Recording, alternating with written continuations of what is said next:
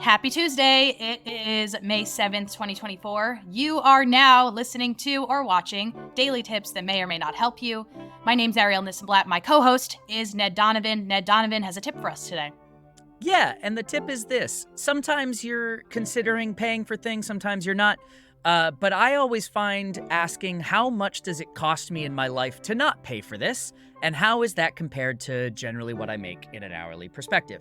For instance, in New York, parking is a nightmare. And I used to spend so much time in my car looking for parking, especially if I got out of, recording sessions late at night and parking was locked up.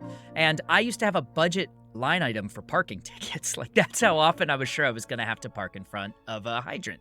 And I started tracking how many hours in a month I was looking for parking, and then I would compare it to how much it would cost me to pay for parking in my neighborhood.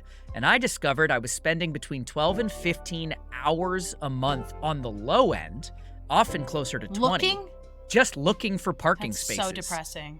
And it only cost me about 5 hours of my hourly to pay for parking in my neighborhood. So I decided I'd rather save a bunch of time in my life, work some extra hours, but end up with more hours to play with every month, and I started paying for parking. I recommend just doing quick analysis, but I really believe in time is money, and you should calculate how much yours costs you. Damn. How much are you worth, Tippendales? Let us know in the comments, and we'll catch you back here tomorrow. You don't have to tell us your monetary value. Oh, I didn't mean that. Just tell us you have worth. Yeah, tell us how much you love yourself. Tell us how much your family members love you. We'd love to, That's right. Let us in. That's what I meant.